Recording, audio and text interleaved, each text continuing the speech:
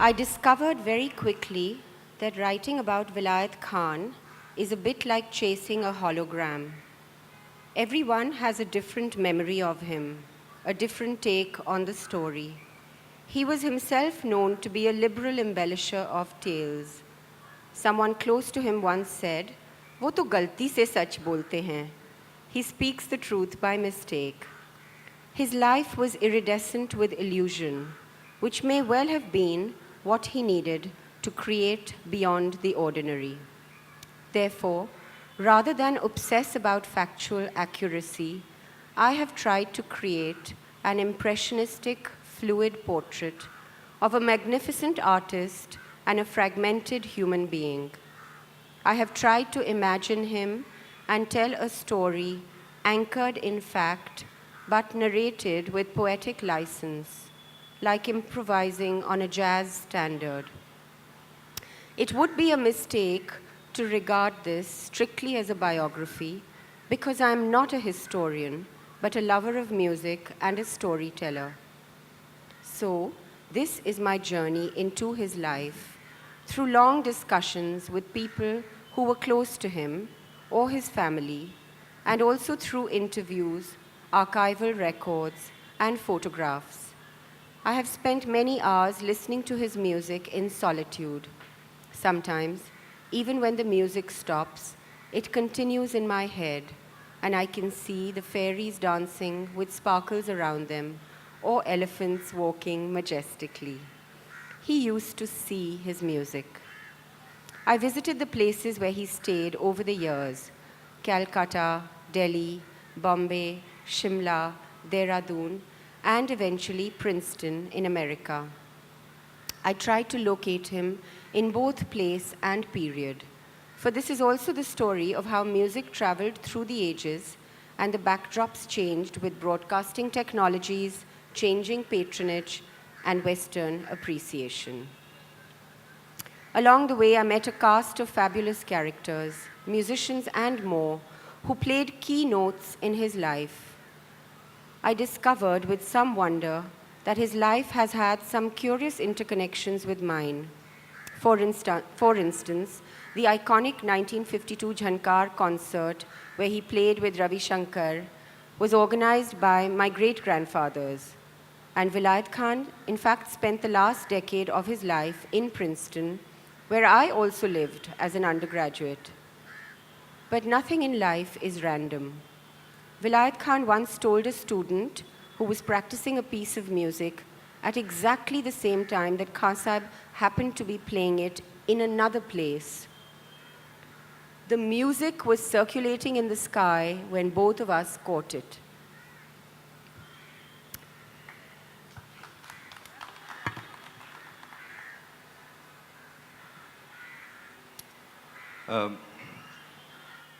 I'd like to welcome my sister, my eldest sister, Zila Khan.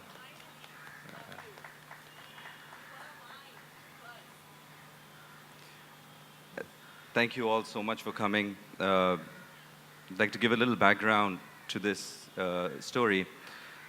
I've known Namita for a while. We were acquaintances.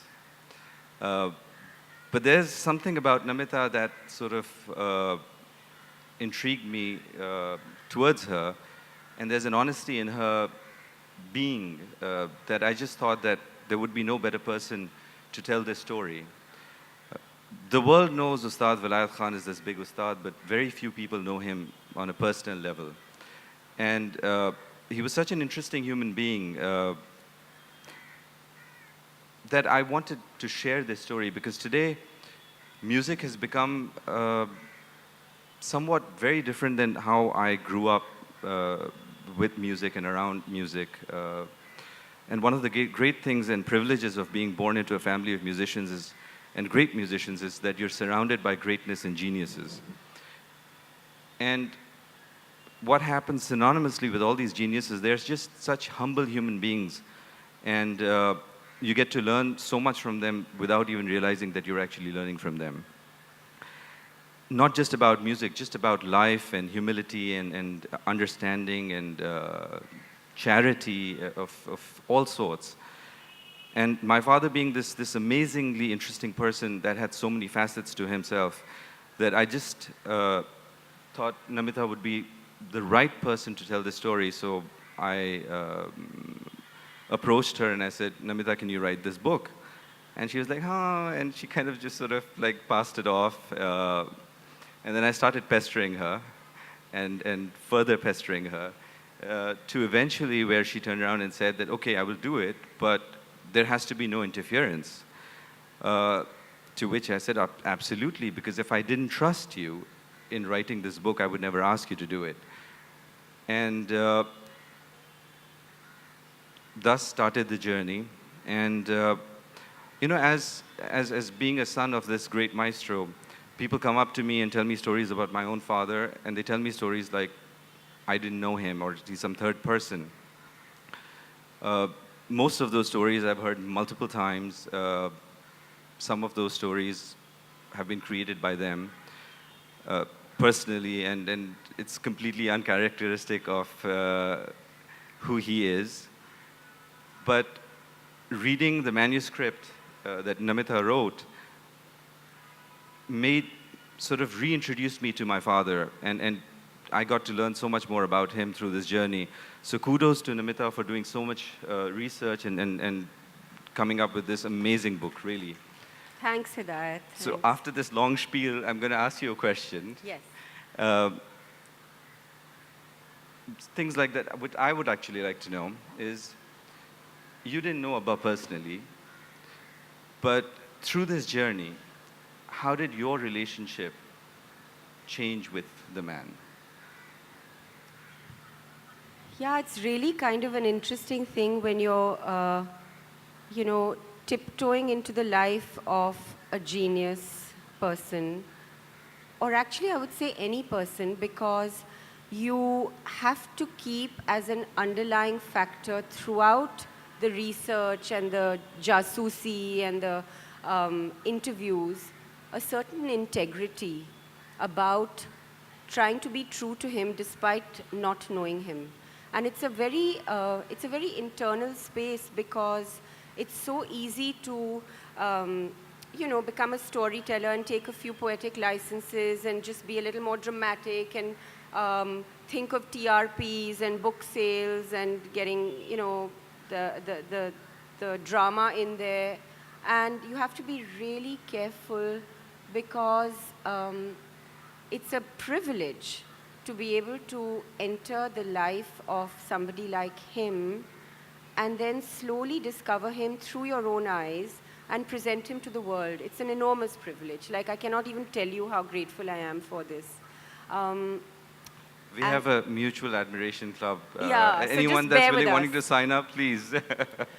No, but really, I'm saying this from my heart, and I think that as I decided that I would meet anyone who had anything to do with him, and not necessarily those who were very close to him, but even something like someone who had been his doctor, or somebody who had been his dog's vet, somebody who had just listened to his music obsessively, because each person added a dimension that was relevant to the book, to him.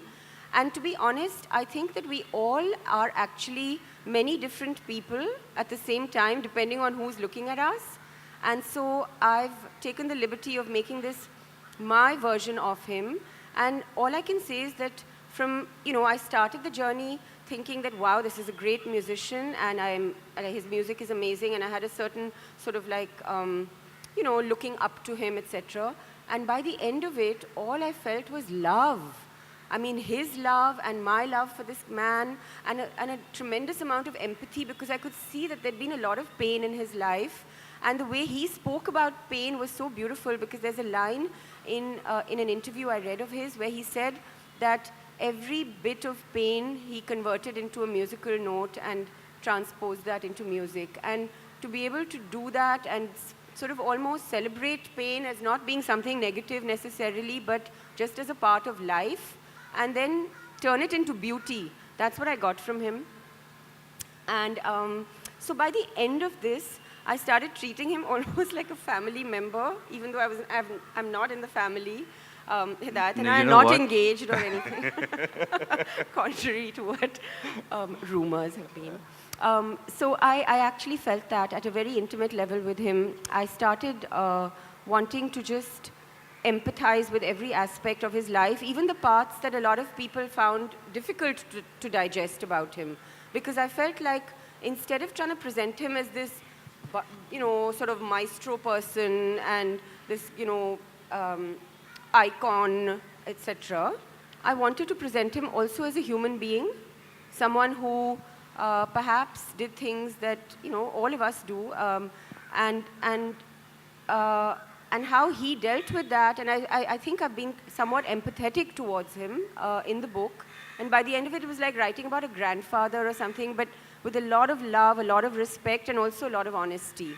And not trying to just show this sort of two-dimensional side of him, because I just don't think that's relevant. And I also kept thinking of, I actually had this other narrative going on while I was writing this book, which is that I want my son and people of that generation to read about a great person of India and not feel daunted. I want them to actually be able to relate to that person as a human being and see all the amazing things and the sort of larger than life magical things that that person created, but also that person as a human being. It's really important because that's the way you sort of create access, to somebody, and you don't just put them on a pedestal and then sort of just keep doing the khidmatgiri, because that's a little pointless after a while. You have to relate as human beings from the heart. And so that's, I think, what happened from the beginning of the journey to the end, which is that I was just really felt like love. That's the word. Well, for the record, you are family. Absolutely. Um, so, getting to know the man is one part. Getting to know the music is the other part. How did the music inspire you? And were there any chapters that were really inspired by the music itself that you were listening to that sort of got about something that you wanted to write about at that moment?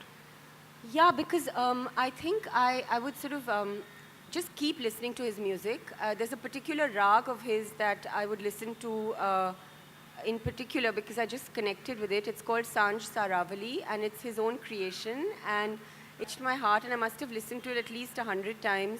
And it would just put me into that zone, because when you're working on a book like this, firstly, it's taken me more than 4 years to sort of from start to finish, because I wanted it to just percolate.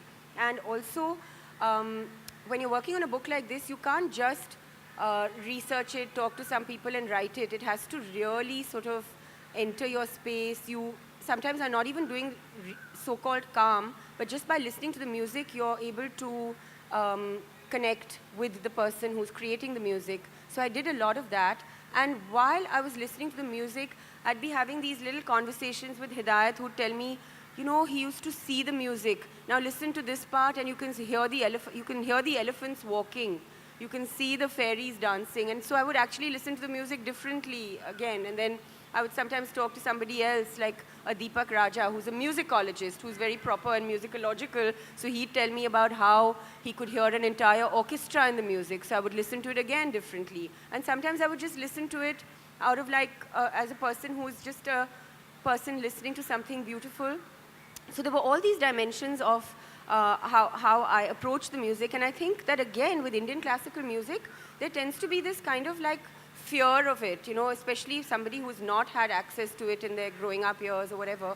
Everybody thinks, oh my God, that's the serious stuff, and they'd rather just listen to something that's light and easy, and it shouldn't be that. One of my secret missions has been to make this world open and accessible to a much larger audience.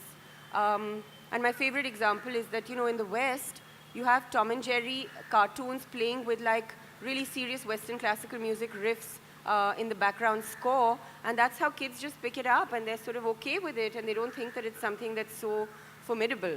And I wish that we had that kind of amazing music in our ambient lives, where it was just there and people could sort of because it does start informing your subconscious and then your conscious mind. There's no question about that. It's a space that you can retreat to, and just be able to sort of change the way you think, really. So it's funny because in this book, I've actually very consciously, and we had like arguments, my editor and I, about this, used words like frenemy and a little bit of sort of like very contemporary colloquial language, because I want this book to be accessible to people who may not otherwise be entering this world. And I always used my son as this benchmark because I would tell him stories, and then the ones that he was like paying attention to and laughing at is the ones I would put into the kitab, you know. And so the other interesting thing is that we really try to make technology and this music sort of synchronize. So Amazon Prime Music has a playlist of this book. And I remember when I told Chetu, my son, about it, and I was like, hey, Alexa can play his music. Again, his ears perked up, you know. It was like, oh, this is pretty cool. So I think that it's all about how one breaks silos. And reading about Vilayat Khan and learning about him made me understand that here was a man who was not just an amazing musician, but he also enjoyed playing tash. In fact, his tash partner is sitting in the audience, Renu Ben. So she'll vouch for that. He used to just go crazy about cars. He would love to cook. He would spend hours and hours just tinkering with his car. He would, I mean, you can maybe talk a little bit more about some of the non-musical things, but what's really interesting to me is that everything is sort of connected. Hidayat once said something that's just stayed in my head. He said that his father told him that when you put namak in the khana while cooking will make a difference to how that khana tastes. That moment at which, you know, it's not random. So that level of detail that he would apply even when he cooked would actually change the way, I mean, not change the way, but it was as subtle as as the way he approached his music.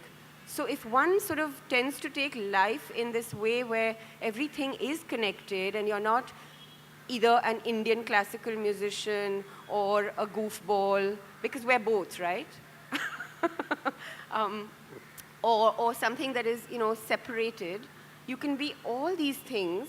And I think that all of us need to kind of like become that, because we do come from these great traditions. So you can be wearing like, you know, like shorts and still be into something that's so profound. You can be, and I think Vilayat Khan's life seems to represent that kind of ability to just have different dimensions, not be apologetic about it, and actually allow each of those spaces to be interconnected in ways that perhaps even he didn't know, or he did, I don't know. So I think I just went off somewhere. But maybe I can read out another passage. And this is to talk about, you know, there's been this kind of hierarchy in say, the arts, and especially in music, where you have film music, and you have classical music, and you have light classical music, and God knows what else, you know. So there's all this kind of like stratification, which I find quite offensive, because I think you have to be able to respond to a piece of music from your heart, and in the end, that's what should count. And I want to read out a little bit about the time that Vilayat Khan Sahib spent in Bombay, where he was very closely connected with a lot of the Hindi film world, and Naushad and Madan Mohan in particular were very close friends of his. And in the beginning, I believe all these classical musicians used to have pseudonyms if they were playing music for the Hindi film world, because they would feel like it was beneath them, and so they would, but they would actually want to be part of that world as well, because it was the whole new cool space. So there's a little passage I want to read out about him with his relationship with Madan Mohan, which, by the way, most stories in this book could be apocryphal, because he himself used to, you know, love telling tales. So we don't know the veracity of any of these stories, but it really doesn't matter, because it's all largely true, I would say. So during his long stay in Bombay, Vilayat Khan became very close to Madan Mohan and Naushad, two of the Hindi film industry's most highly regarded music composers. They used to spend hours together in one of their homes, or at Arvind Bhai's Churchgate flat, or strolling on the Marine Drive promenade, discussing music, drinking, dreaming. Whenever he was visiting from Jodhpur, Ali Akbar Khan would also join them. It is likely that many film tunes came out of these interactions. Naushad's compositions were filled with rags. Madan Mohan was known to be a friendly thief of catchy tunes. His propensity to casually lift riffs from here and there had long been a joke in the industry, and people used to say, "Protect your tunes, Madi is coming." There are many colorful tales about the origins of Madan Mohan's memorable song, Mera Saya, which went on to haunt the nation. In one story, Vilayat Khan was giving a private concert at his student Prabhuda Bhagat's home in Khar, and Madan Mohan was sitting in the front row, swaying to the music. He asked his buddy to play Rag Nand. Every time he played the signature phrase, Madi applauded and burped a slurry wah.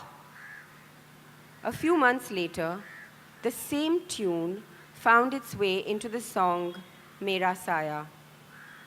Vilayat Khan's touch and even his sitar can be heard in the music of films like Madhosh and Dekh Kabira Roya. But notions of plagiarism did not afflict an artist like Vilayat Khan, who had himself been a hunter-gatherer of music and built his repertoire with help from the recordings of past masters. Besides, it is possible that he was so well established as a classical artist that he didn't really care about getting credit in the film world. I'm going to ask them to play a piece from Rag Nand, and you might recognize bits of Mera Saya in it. Can somebody play that, please? Thanks.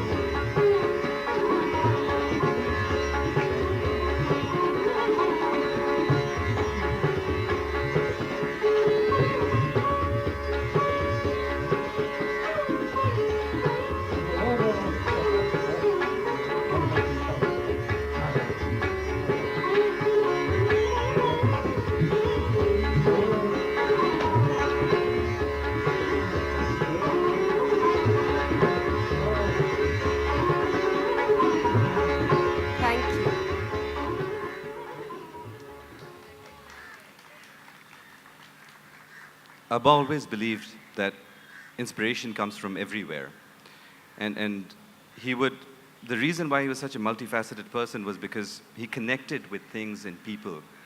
And if you met anyone from any walk of life, you would sort of spend hours asking him questions about what you do, how do you write, what inspires you, why do you wear what you wear, how does finance world work? I mean, what are stocks? And all kinds of like absolutely abstract things. And you would wonder that why is he interested in completely, in things that just do not relate to music on a very direct way. But that was one of his gifts, that he was able to connect with people. And by connecting with people, he would get inspired by the most abstract thing, and he would sort of bring it into his music. And like, I mean, there's a composition of his which was inspired by the Big Ben in London. There are compositions of his sort of inspired by a song by Katy Perry. And the thing is that the fine line between inspiration and plagiarism is where something inspires you and then you create it on your own, because nothing really comes out of thin air. You don't just wake up one day and create the light bulb. I mean, it doesn't happen like that. There's a journey to it. One of the chapters in the book talks about the sixth string, how it was added and why it was added.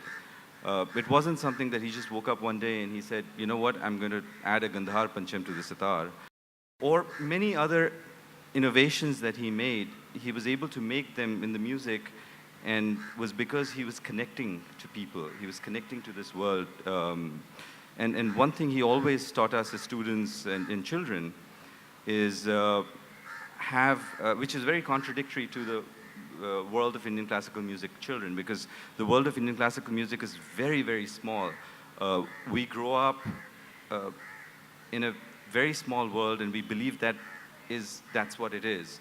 We're surrounded by first our family, then the very close students, then the circuit outside of that, then the circuit outside of that, which are fans and admirers, which sort of block us from having a real vision of what the world is. And I was just having a conversation at the Authors Lounge earlier, and somebody asked me that, did you have a choice learning music? And the honest truth is no, I didn't have a choice. And did I always want to do it? No, absolutely not. But growing up, I had no idea that life was any different. That was very normal to me.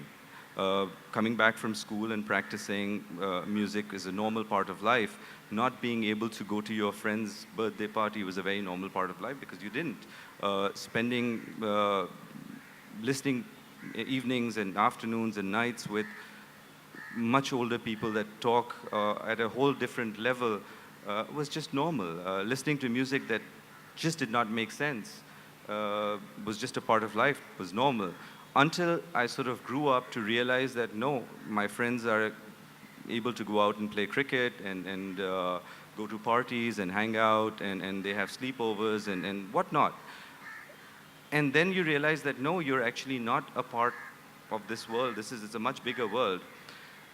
And at that point, one of the great things about him was that he was able to sort of expose us to the world outside, because it is very important as a musician to be able to connect with all of you all.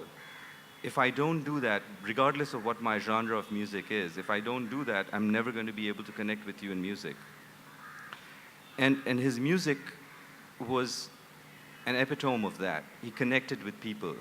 He believed that he's not going to play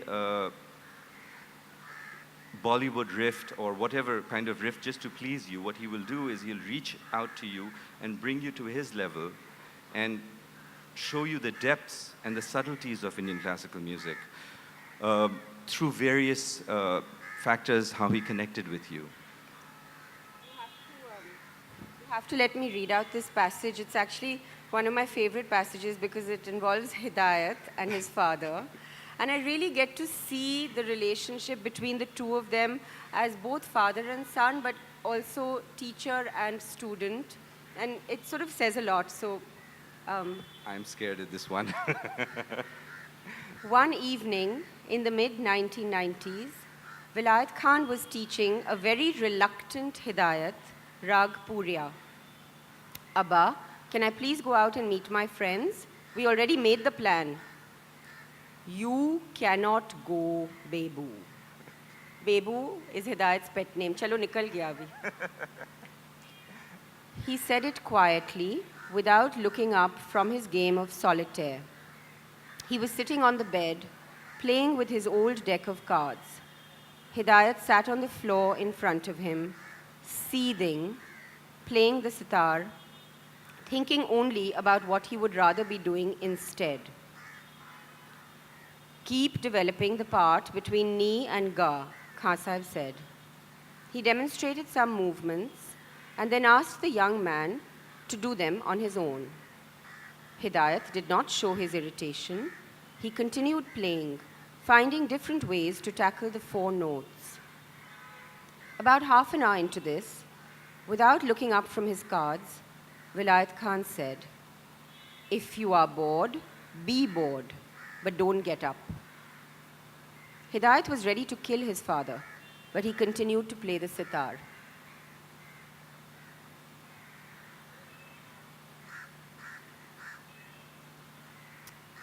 When we were chatting about this incident, Hidayat said to me, I now realize what he was teaching me almost 30 years later.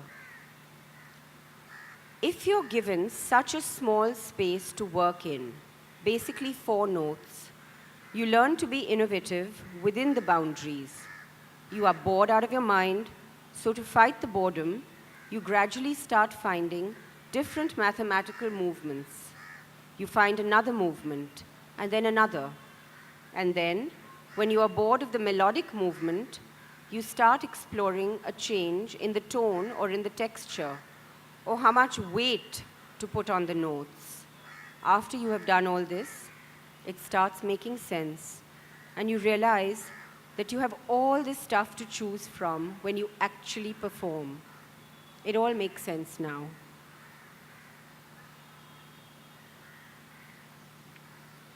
Learning sessions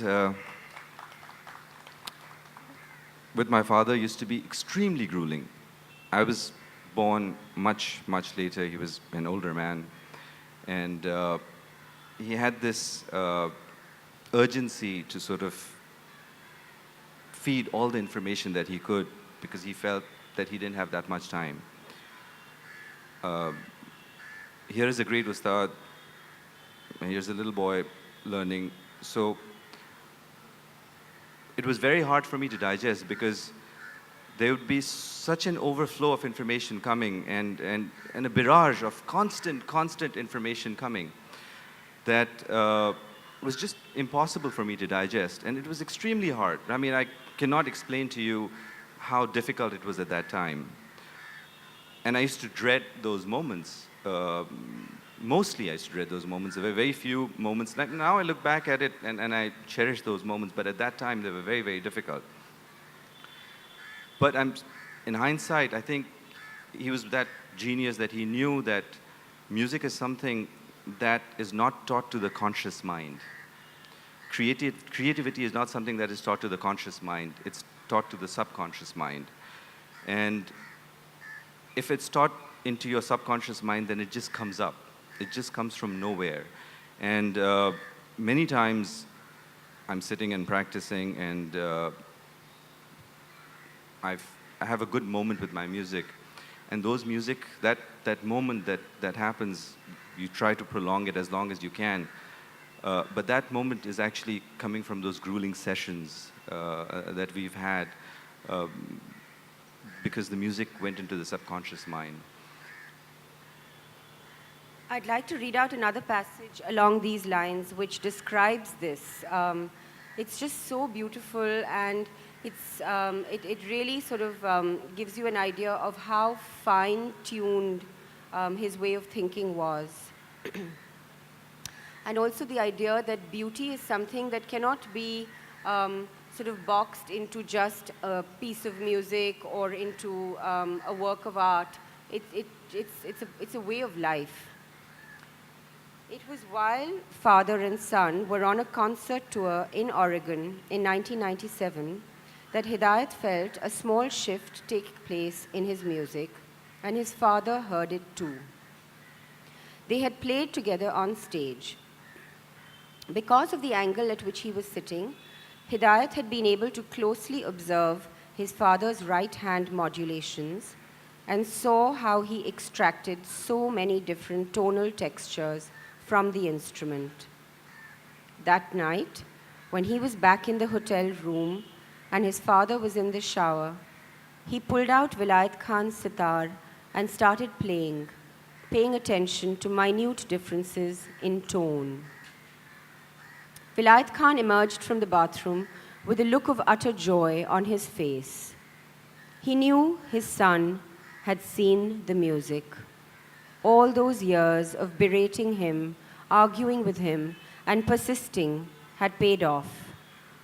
His towel still wrapped around him, Abba sat on the bed and started talking to Hidayat in Urdu with the quiet enthusiasm that comes from finally having found a discerning audience. You know, this is him speaking. There used to be this Persian carpet in our house. If you brushed the carpet one way, it looked exactly the same. But if you brushed it the other way, you could see a slight difference towards the end. It was so subtle that you might not even notice. You had to look carefully to tell the difference. Hidayat put his sitar down and sat cross-legged, listening intently. Bebu, the carpet, was created by a master weaver, but he died midway, and the last bit was finished by his son. Obviously, the way the two men held the thread must have been slightly, just slightly different. But that minute difference is what you need to get into your music. Pay attention to that level of detail. If you have that kind of eye and vision, then people may not consciously realize what you are doing, but on a subconscious level, it will transport them and grip them. Vilayat Khan got up, kissed his son on the cheek, and then proceeded to turn on the television. A World Wrestling Federation game was in full swing. He watched it to the end of the fight. You know, there is a backstory to this also. A week before that, we were performing in San Francisco, and Shujat Bhai, my elder brother, was also performing with us. And so I had played the first half with Abba, and Shujat Bhai was playing the second half. And it was one of Shujat Bhai's most brilliant concerts. So much so that Abba never appreciated his children or his students. He'd always be like, "Ha, TK," you know, that sort. But you could actually see him on stage and appreciating and enjoying Shujat Bhai's music. And Shujat Bhai would play these brilliant passages and amazing passages, and Abba would just play the Jora Chikari on the sitar, and there was a level of depth that was just like crazy. I mean, I just couldn't understand why, because here is a brilliant musician at his prime playing a fabulous concert, and here's this older ustad who's sitting on the stage and not doing anything, just strumming the sitar lightly. But the depth of the sound that was coming out of his instrument, the depth of tone is actually what sparked me to see that what is going on, why this difference. So that led up to the following weekend concert in Portland, Oregon. That I sort of had to do a little shift, because typically when we sit in the audience, we sit facing the and you get an audience view. So I sort of tweak my sitting, and I'm looking at his hands, and I'm seeing throughout every two strokes, his hand is moving, the way his mizrab is hitting the string, sometimes from the tip, sometimes how much skin is touching the string, sometimes you would take it closer down to the bridge.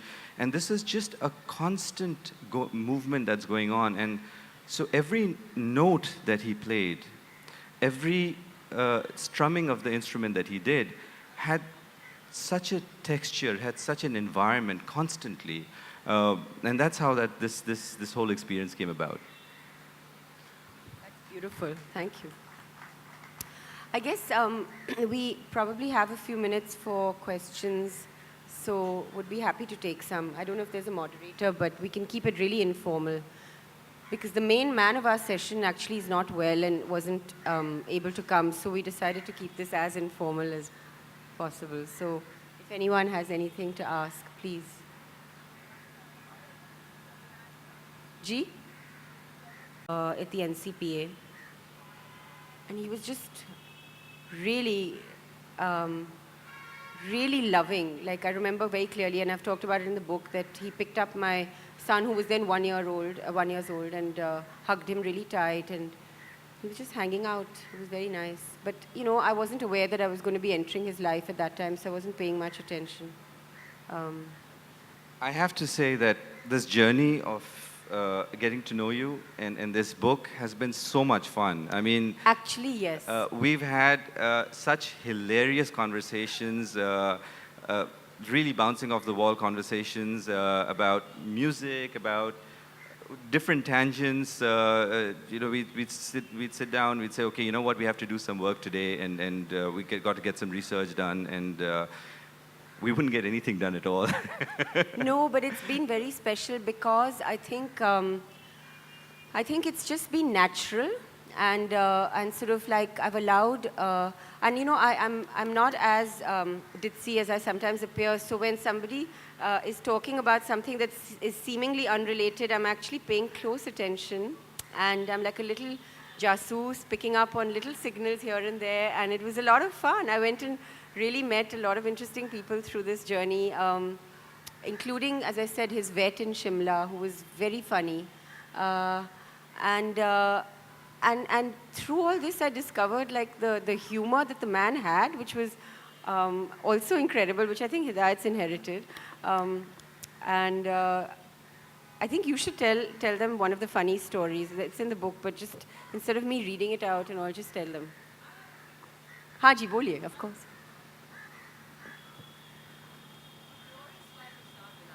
Ji. A purist, Yes. like Ustad Vilayat Khan. When he breaks orthodoxy and makes his daughter a formal student of this gharana, like me, and he did that because he found that musicality. Have you written about that in your book? No, I confess not. Because that is about his profession, it's not about his personal life. Number Yeah. one, because that's a very important thing, not just for me or Hidayat or Shujaat or Yaman or anybody, or Arvind Bhai or Purvi or anybody. It's important for people to know the character of Ustad Vilayat Khan, how he believed in gender equality, and he made his own daughter a successor of this gharana. It is a very important point because a purist like him, who was not a publicity-seeking person or a media-pleasing person, when he decides to do that, and you can see that video in his documentary, in his clip, it's a very important characteristic of a human being who is so evolved. Yeah, So that, you missed that part? I did. Which is fine because people know about it, I guess, but that was such an integral part of his Yeah. life also, my dear. Yeah. I just wanted to bring that too. I really know that there's so much that I've missed, because how can one possibly No, but this- truncate everything This into was about one women book? empowerment. Yeah. This was not something to be Yeah. missed. And last year when you called me and said you want to speak to me, I said, Namita, ज़रूर किसी भी वक्त पे आ जाओ, लेकिन इस बारे में ज़रूर लिख देना बाबू अपने किताब में. That is after you'd seen my play and stuff. And I love you and your book, and I congratulate it. It's wonderful because anybody who talks about Ustad Vilayat Khan is raising their own bar. Both of you and all of us sitting here. It's not about you or him, it's about him. So anyone, Yeah, his name. absolutely. So when you said, I said, please do come and speak to me whenever you want to. You had called me. And then you didn't come, which is also fine because of your schedule and my schedule and all that. But I told you then that this was important to mention this, and you still did not. So these are biases which I will live with. I'm fighting with my gender equality all my life against many boys and girls, and I will still continue. But Any lovely other book. questions? Any other questions? Because I think we've run out. Hi, ma'am. So Hi. I haven't read your book as yet, Yeah. but I was going through a couple of book reviews on Mint, and today in the morning at the airport, I saw this book, and the inner cover said Vilayat Khan and Ravi Shankar promised each other they would never perform together after this. Kishan Maharaj later told someone, if these two eyes of India play together again, one will shut forever. Could you elaborate on the story a bit, please? Well, you know, this story's gotten me into a bit of trouble because there's so many versions of it, but the summary of it is essentially that there was this concert in 1952 at the Constitution Club in Delhi, and it's It's where Ravi Shankar and Ali Akbar Khan and Kishan Maharaj and Kante Maharaj were performing. They were all really young and hot, and so it was this big deal because Ravi Shankar had just made waves by creating a multifaceted orchestra in All India Radio, which had never been heard of before because he used Western instruments with Indian instruments and all that. So everybody had come to see this. You know, it was a lot of anticipation. And the story goes that a young man came a little earlier and decided that, and he announced in beautiful Urdu that इस stage पे इतने सुंदर Gulab, I mean, I'm fully like taking off from how he must have said it because it must have been far more beautiful and lyrical. But he basically said, okay, let me say it in English, that there's such beautiful flowers on stage. I would like to add my fragrance to this. And no one really knew who he was, but some people recognized him as being Vilayat Khan, who was all of like in his early 20s. He came on stage and the three of them were gracious enough to kind of like do this together. You know, it was like jamming together, I guess, in our context. And then it turned into a duel where the notes were like, you know, arrows out to annihilate each other. And what ended up happening, according to legend, note the disclaimer, is that Vilayat Khan was declared the winner in the Battle of the Sitars. And all the legends of the music world were present, I believe, including my great-grandfather and various family members.